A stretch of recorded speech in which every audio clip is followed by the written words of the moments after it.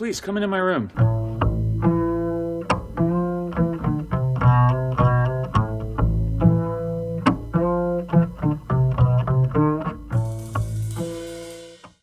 Welcome back to the MUstaSH Room. It's been a bit. It's been since May. I had a baby, so I have a really good excuse, but we're back, and that's all that counts. On this episode, we discuss our time at the Telluride Mushroom Festival, the 41st annual with the brand new baby. We discuss the new show on Hulu, 9 Perfect Strangers. We get a visit from Andrew and Felix talking about Trichoderma and how it can ruin your entire cultivation operation. We debut a new song. We're no longer singing about our cat, but rather our baby. And I have a poem about the military that I think you'll like. Thank you so much for tuning in. We're sponsored by MUSTASH Brands. You can find us online, MUSTASHROOM.com. Mustache is always spelled MUSTASH. Thanks for being here. Enjoy. You know, every once in a while, I like to grab my favorite quill pen, some parchment paper, draw from my years of calligraphy experience, and write down some thoughts. Then I transfer it to something digital because paper is wasteful and stupid, and read them to you guys. You're welcome. Listen to the poem I just wrote. Confirm my feelings. Confirm my feelings. With the death of Colon Powell, it's a stark reminder of the Iraq War and how we lost a lot of soldiers because of some misinformation. And although I always support the soldiers unconditionally, I don't necessarily always support the conflict. This poem is called Breach of Contract. You volunteered to serve and protect the country you loved and used to respect. Put your life on the line without hesitation. Patriotism was your motivation. When they asked you to go where others had died, you went, fought, and perished, never once asking why. For that was the contract you willingly signed, unaware of our country's crossed fingers behind.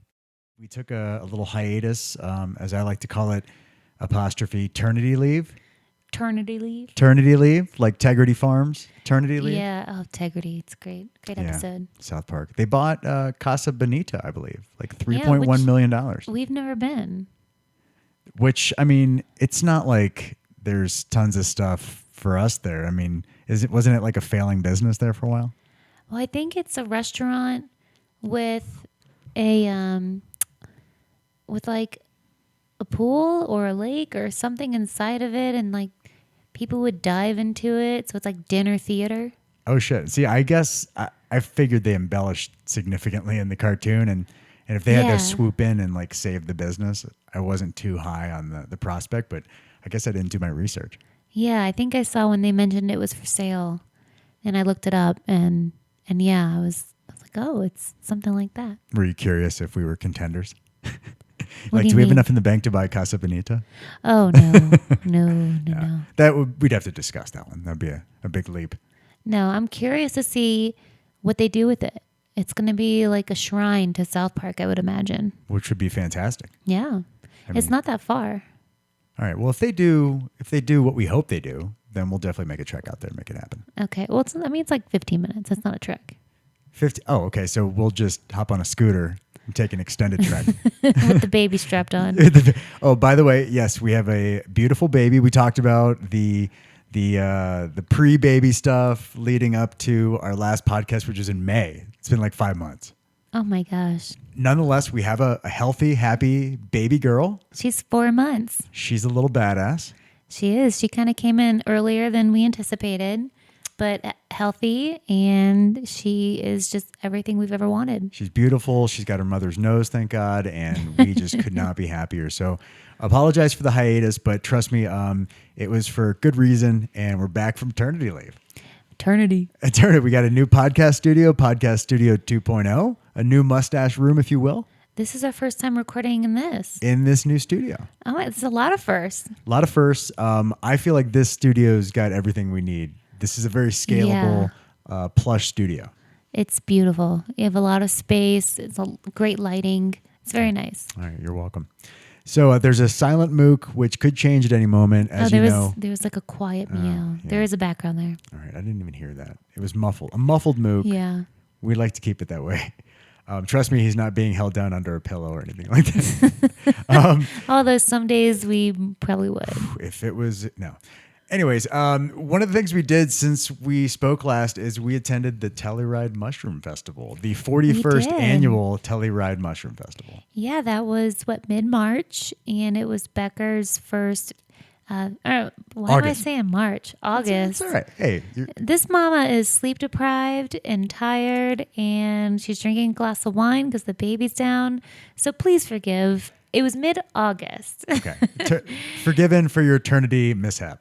It was eternity mishap. I've got to ease my way back into this. Understood. And if anyone has seen Fantastic Fungi, there were a lot of recognizable faces from that movie. The director was there. Yeah, Louis Schwartzberg, I believe is his name. Yeah, and then the woman from South America. Yeah, Juliana Furci was the keynote speaker. She's from Chile, and she's done some amazing things with trying to get fungi, and people use different pronunciations. I use fungi. Some people say fungi. So please don't be discouraged if you use it the wrong way. But with fungi, she's actually getting it recognized as within the same realm of conservation as fauna and flora, which are animals and plants, respectively. When you have conservation efforts and things around the globe, they focus on the plants, they focus on the animals, but they don't focus on the mycelium and the fungus underneath. So she's actually getting it to be recognized more widely and incorporated into their conservation efforts, which is awesome. Yeah, and I think that comes because I would say up until about a year ago, I would have thought mushrooms fell underneath the plant category. I don't think that the majority knows that it's its own genus and that it's its own kingdom. So I think education is probably the biggest part of that when it comes to, protecting those their rights, if you will, and the conservatorship, conservation. Yeah, that's it. Yeah, I mean flora, fauna, fungi. Yeah. So it's the kingdom of fungi. During the Telluride Mushroom Festival parade, which was a bunch of really interesting people, very flamboyant in their love for mushrooms in all different facets. A lot of costumes, a lot of fungi. I happened to notice from across the way, I was on the opposite side of the road, Rashad Evans. Fanboy. You were just fanboying. As a UFC fan and a very low-level mixed martial artist, jiu-jitsu beginner practitioner, I happen to know when I see a Rashad Evans, and there he was.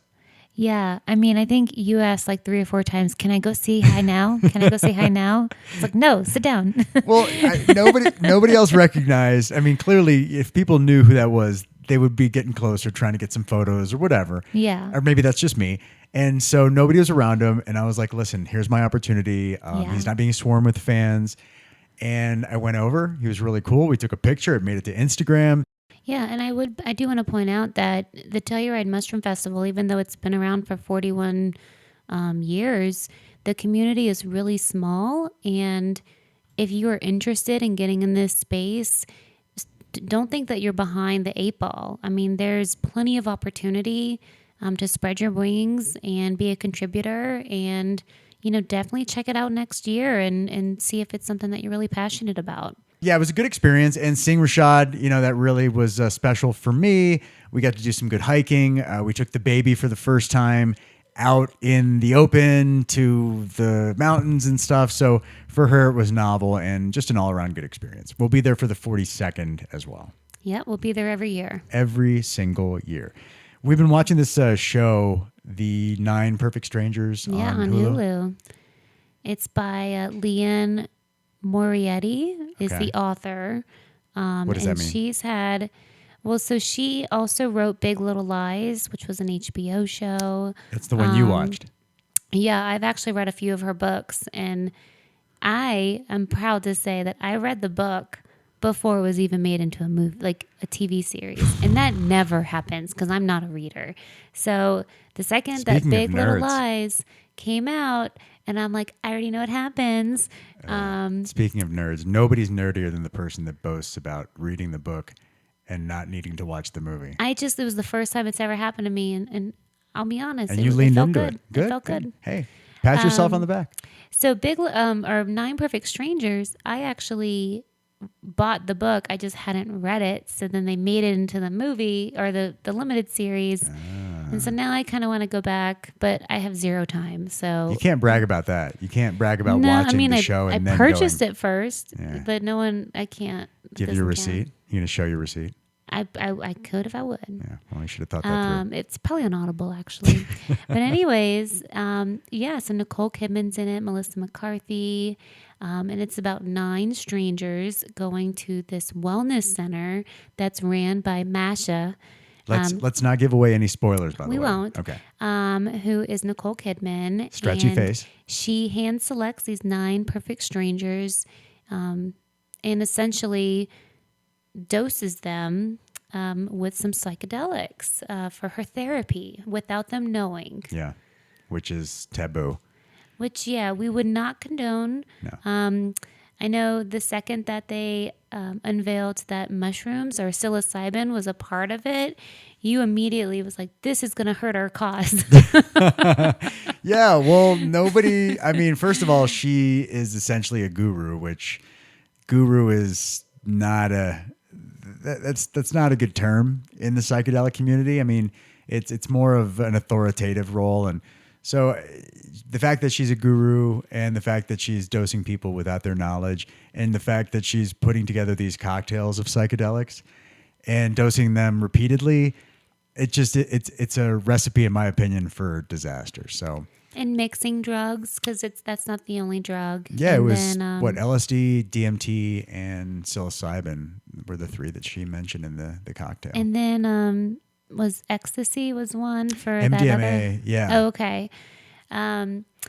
So I just remember watching it. You just kind of had this keen eye. You're like, the setting isn't right. Again, there we go back to the nerddom. Yes.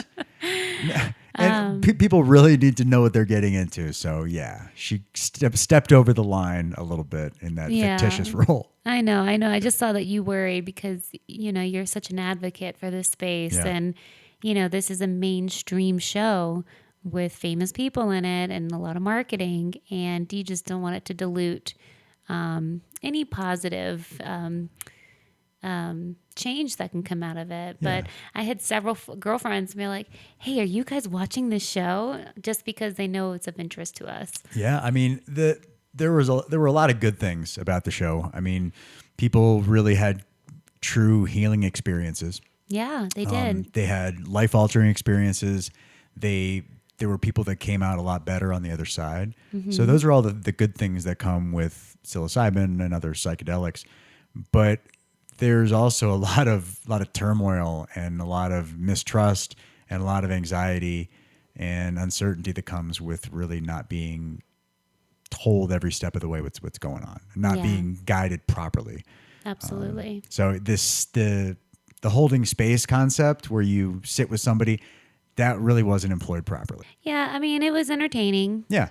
So I recommend, you know, watching it. But oh yeah. I don't want to discourage anybody from watching it, but just my nerdy, opinion, my non-professional nerdy opinion. Yeah, and pick up any books by this author. She's great. Yeah, and make sure if you read the book first, you let everyone know about it. Let absolutely anyone you come in contact know that you read the book, and so you're the OG, you're the hipster when it comes to that particular. You just wait. The second it happens to you, you do the same.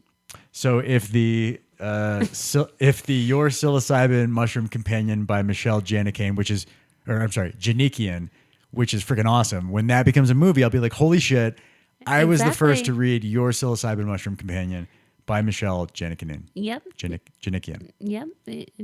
You just wait. Yeah. Well, I'll be first in line to brag about that when it does happen. Until then, continue on your path of finding ways to assert yourself as more intelligent than the other people that are watching a movie. I will. Or a show. Yes. Yeah. I also wanted to chat about the mushroom course that I'm teaching. Yeah. This is very exciting. I agree. On October 16th at the Brazilian Jiu-Jitsu studio Dark Horse in Denver, I'm going to be teaching a 4-hour course on mushroom cultivation and consumption.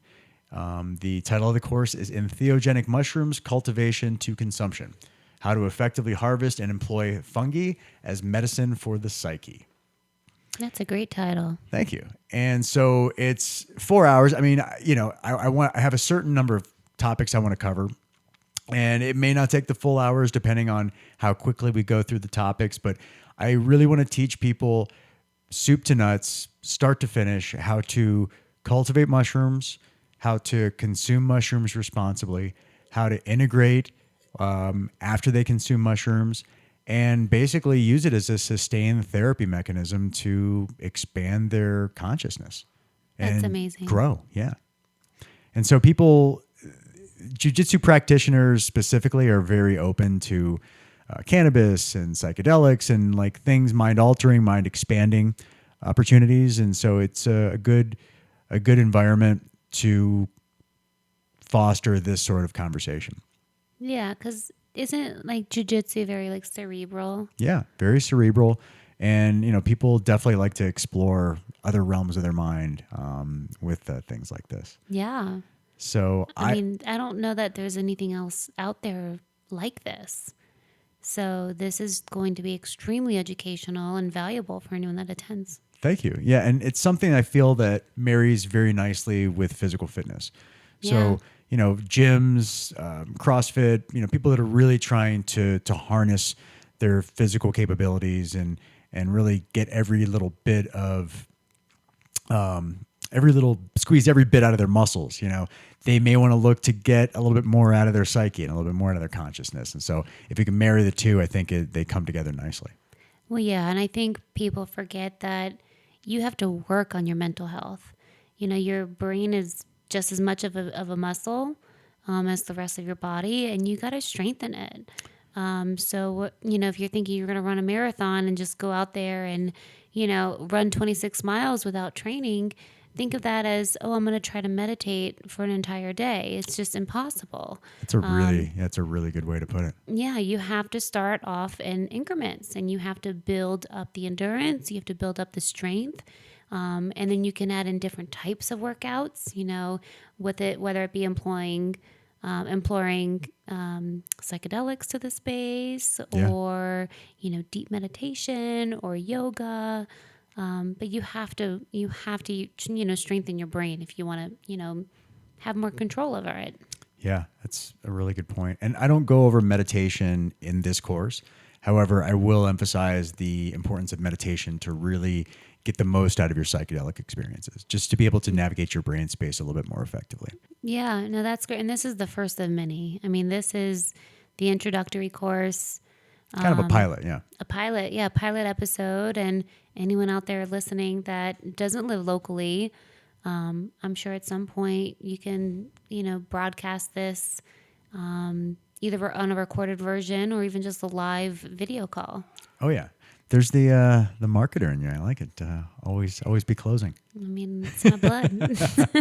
So yeah, I'm looking forward. I'll definitely get a bunch of documentation from the experience. I will start using social media more now that we're post-ternity, or we're in the ternity mode. Boo, I appreciate you being on here, and not just for a snippet, not just to tell us about one mushroom. Oh, one thing I did want to talk about real quick before I let you go is, and I just want high level, like 50,000 feet overview. I want to have a lead in to another conversation where we're going to talk about the relationship between the microbiome and your psyche. Just give us a little taste of what's to come. Just give us a little taste. Your gut is essentially your body's second brain. So you have your brain in your head, and your gut is another brain essentially that secretes valuable hormones, and it tells your body how you're feeling, how you're doing. I'm sure that if anyone out there has, eaten really crappy food or a lot of sugar and stuff, they feel like shit. Well, that's your body. It's not just your mind playing tricks on you. You have hormones that are secreted or inhibited by the activities in your gut. So, for instance, serotonin. You have two types of serotonin in your body. One that is secreted from your gut, and one that's secreted from your brain. So, adding in mushrooms increases the population of bacteria, healthy bacteria in your gut, a healthy microbiome. and therefore can support a better feeling overall. Yeah. So 2 points that I just want to emphasize, and we can elaborate on this in a further episode, but you could be depressed because of the shit that you're eating, the Because of your microbiome. food. Yeah. So pay attention to that. And also mushrooms, holy shit, mushrooms help the biotics or whatever Mushrooms are prebiotics, so they're Prebiotic. food for the bacteria in your gut. So yeah, they keep your gut happy, they keep your gut healthy, and the more diverse your gut microbiome can be, the better. And that's just by eating variety of foods, all different types of vegetables, consuming different types of fiber. Yeah. Nice. And what does your poo look like with a fully healthy microbiome? Your poo should be, first of all, the bathroom, it should take a minute to poo. It should not take a long time. Hey, should speak for yourself. I'm speaking of healthy. I've got a forest. I'm not asking I've got a about forest you. and trees in my bunghole area that I have to deal with.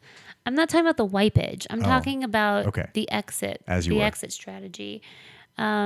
Yeah, I mean, it should be firm. You shouldn't have to strain. Okay. And I wouldn't say firm. It should be soft firm. Okay.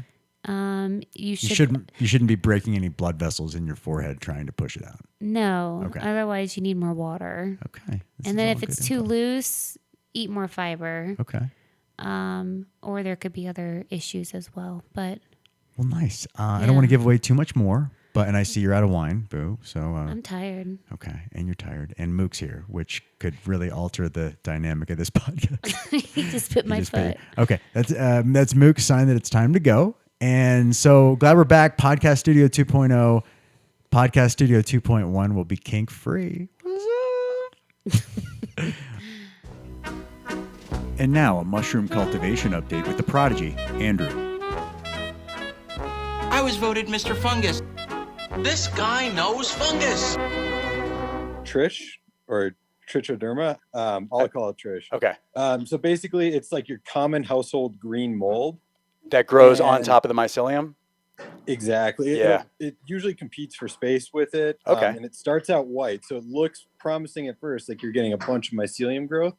Within a day, it'll turn straight green, and it grows quick and spreads very easily. Yeah. And so that killed probably 4 or 5 of my tubs. You know, if you read about it on, Shroomery or wherever, it can kill your grow rooms. And that's like a lot of people, if they're not careful, once it starts growing, you have to kind of nip it right in the bud and get it out of there. And that's why, I had my original cases of it on like my 4th flush, my 3rd flush, just to the point where it wasn't a problem to lose the tub. So I toss it immediately. Yeah. But 3 days later, another tub shows a little bit, and that one's got to go. And slowly but surely it just chipped away at it. And I managed to contain it. Okay. And now moving to the new home, I've isolated it. So I just got my ape and then my penis envy growing now. And then a few more bunch going on in the jars, but we can get to that. Yeah. So Trichoderma, is that how you think it's pronounced? Yeah. Okay. Yeah, I think so. All right. So you're saying that the mold, once it enters one of the tubs, it's kind of airborne and can contaminate adjacent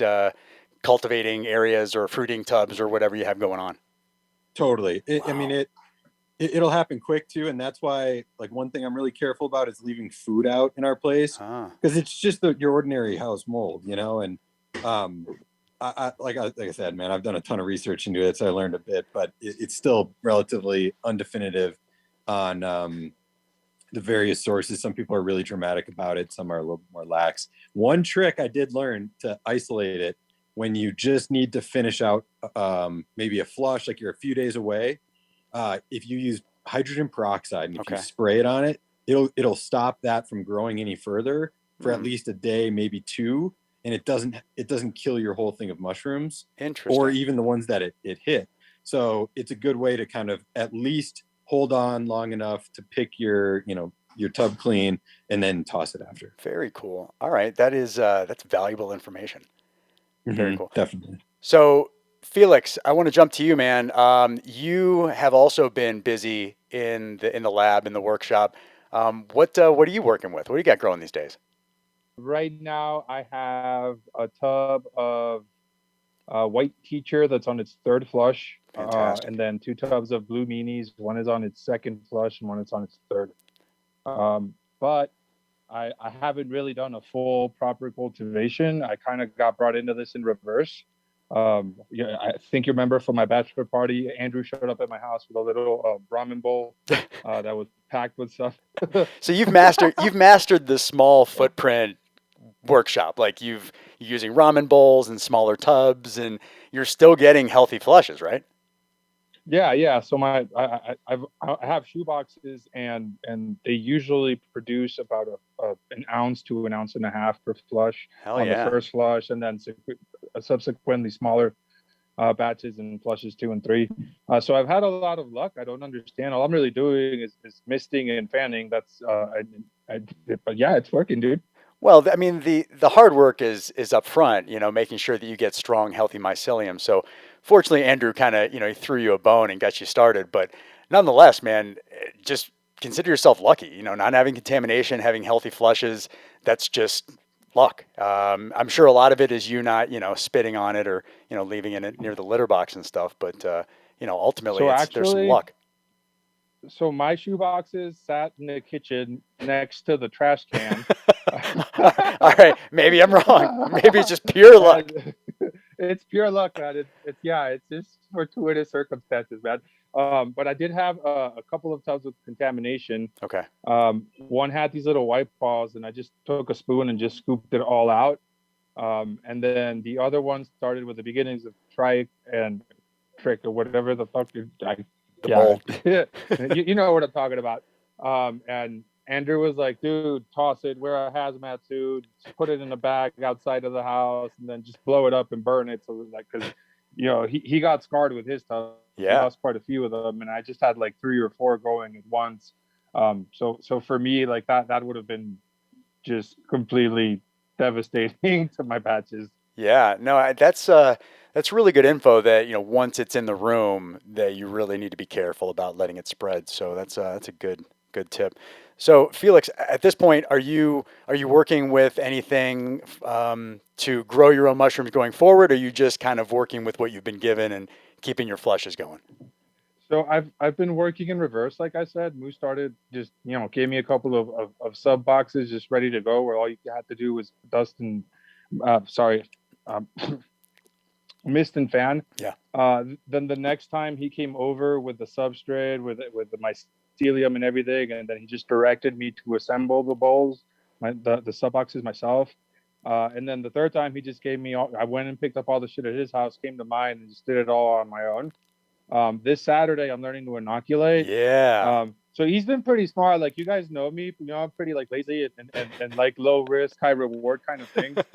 So yeah, like just mist and fan, nothing's gonna go wrong. Then I got hooked, and then slowly I've been learning the steps in reverse. I love it. He was growing those blue meanies for me, Yeah.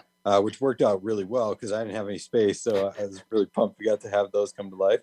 But there's another blue meanie, and it's another type of mushroom in the hierarchy. Okay. It's the pan-cyan. Another psilocybin? Yeah, exactly. And it's stronger than your typical.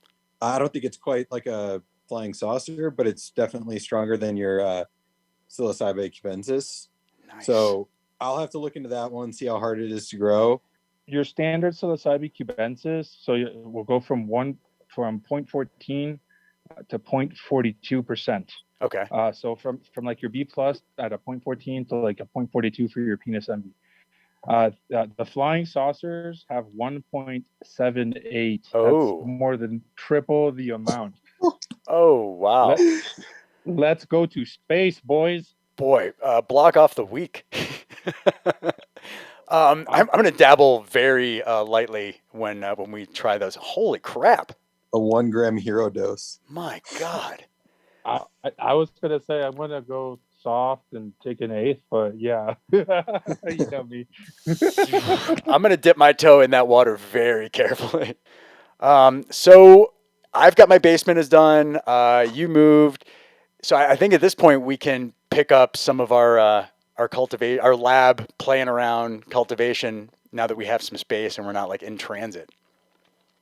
Yeah, I've actually got like probably 20 quart jars in the works right now. So Creeper, that, and actually Hero, which is a cross between albino penis Hero. envy and Amazonian. Felix is really excited about that one, so I am Love too.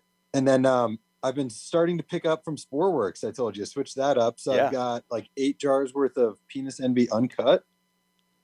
And then gonna do probably try out their ape or something next. Just tons of phallic mushrooms growing.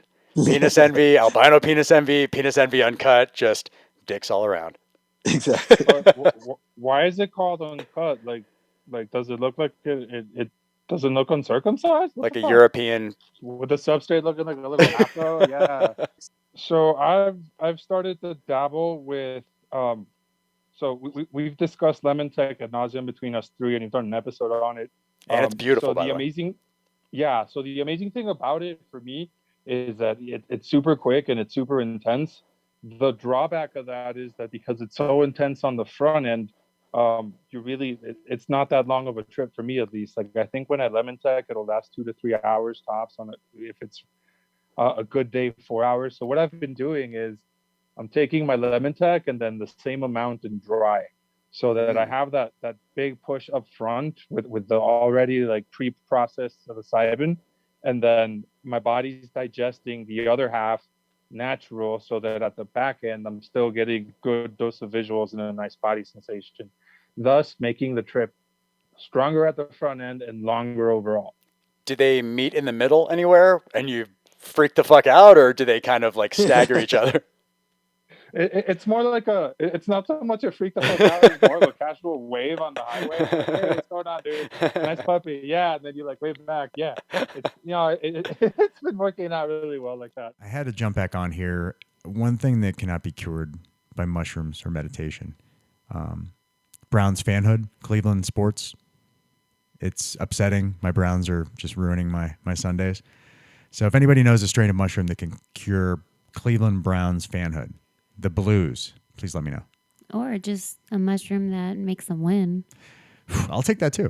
Yeah, that would really solve the deeper rooted issue, right? The just lack of any prosperity in the city of Cleveland for sports. Yeah, I don't know that I can take it either, because it's the negativity is contagious, and it's like a poison in this house. But I need you to go into it thinking positively. It's and just not just you, all Cleveland Browns fans. Just decades and decades of letdowns, and just more lows than you can possibly wrap your head around. And that is fact. I mean, that there's no skating around that. Yeah, unfortunately. But if you're one that believes in the power of positive thinking, if you think negative thoughts, you attract negative. And I just think all of Browns, they remember their history very vividly, and they're just constantly waiting for the shoe to drop. Yeah, it's tough. I mean, we've had so many lows, and I said it's analogous to, if every time you open up the front door, somebody punched you in the face, like you would expect to be punched in the face when you open up the front door. Front door being every time we frickin' play a football game. Yeah, and it's not even when you first open the front door. It's like, okay, you think the coast is clear, and then you get punched from the side. Yeah, somebody comes from your blind side. Exactly. And sucker punches you. Well, like our friend Drew. I mean, like the Browns will have an amazing play, amazing catch, a touchdown, interception, whatever. He will not celebrate for 5 whole seconds, and like everyone in the bar is celebrating. Everyone's ready. He is like, is there a flag? Yeah, he's being real.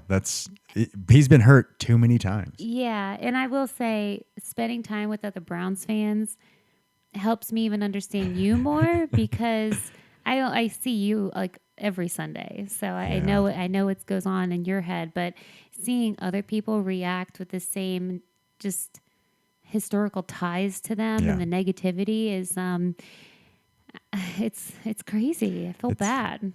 You should feel bad. We're worthy of your pity for sure. I think raising our daughter as a Browns fan, it's maybe not the most responsible paternal gesture on my part. Maybe I should raise her a Bucs fan, and she'll have prosperity from the onset.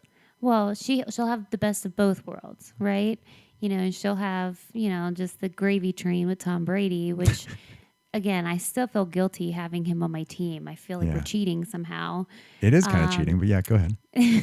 Well, he was cheating back in the day. And then, you have the dedication, the building, a team from scratch, building a team from 0-16 just a few years ago. And to achieve like a Super Bowl win, it's going to be way more sweeter.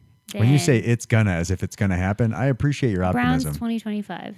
Hey, Browns 2025. The hashtag could be resurrected. I put it to bed in hopes that we would be there sooner, which was really unrealistic. I'm going to have to bring the hashtag back. I think that hashtag originated in 2016. It's been a while. It was probably before 2016 because 2016 was the year that Cleveland prospered. The Indians, well, RIP Indians, the baseball team, the Guardians, they went to the World Series. That is when it because you brought the sign to the stadium. Browns 2025. Browns 2025. I think it was the very first edition of it. Well, if we bring it back, I mean, yeah, I have to say it's my prognostication, and as much as I'd like for it to happen sooner, if it happens at all, I will love it and I'll embrace it as much as I possibly can. I mean, you made the newspaper. Yeah. Was it? Well, who was it? Was the New York Post? USA Today, I think. Or USA Today. Yeah. They printed it. So they printed your photo and a little story about you. So they would definitely resurrect it as well. I mean, it feels good to be famous. So whether that happens in the form of print media, which is kind of defunct, whatever. So we had songs about Mook. We had several iterations of Mook songs. Our cat, if you've been listening, he tries to interrupt the podcast. He's constantly running amok.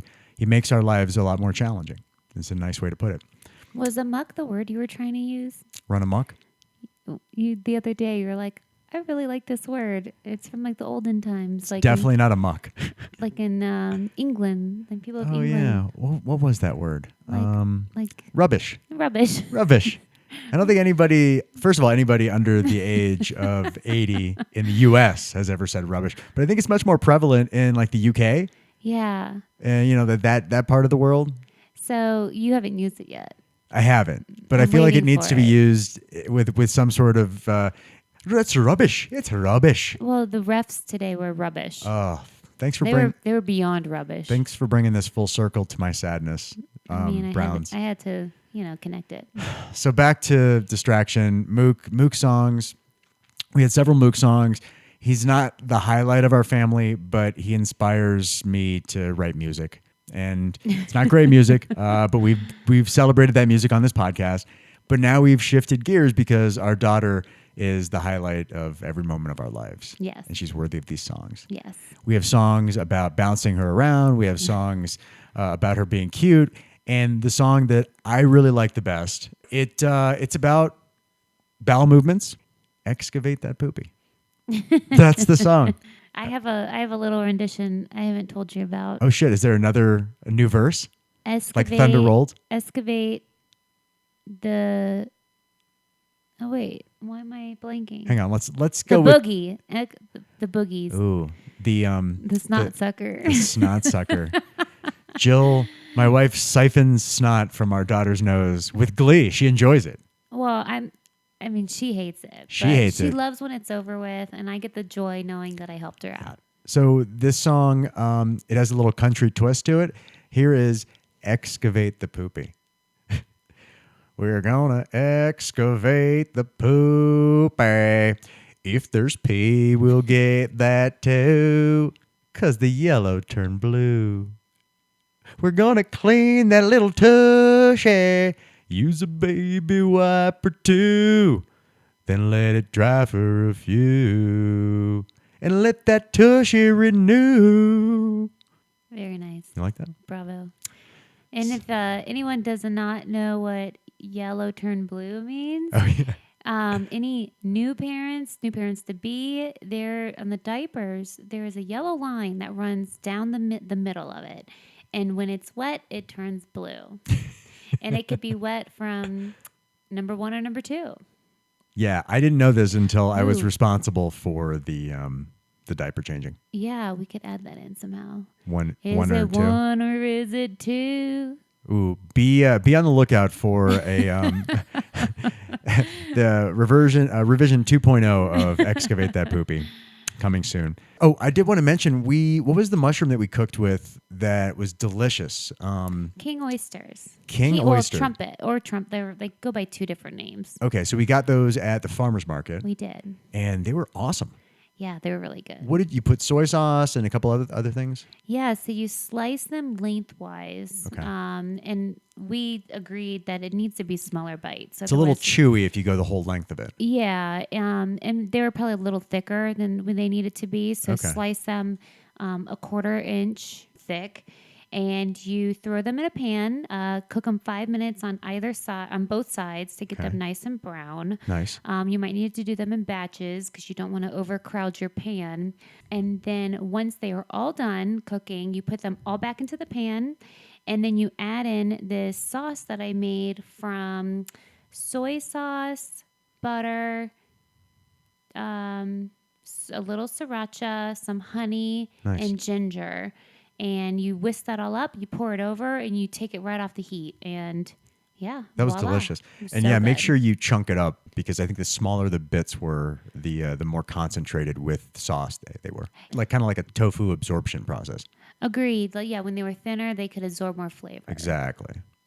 Sweet. Well, I wanted to mention that, and we don't have that mushroom to profile this week. We'll save it for next. But thanks so much for being here, Boo-et, And my boo. my mommy Boo-et. Aw, daddy boo. Walk with me, baby, come on and talk with me, come on and take me downtown.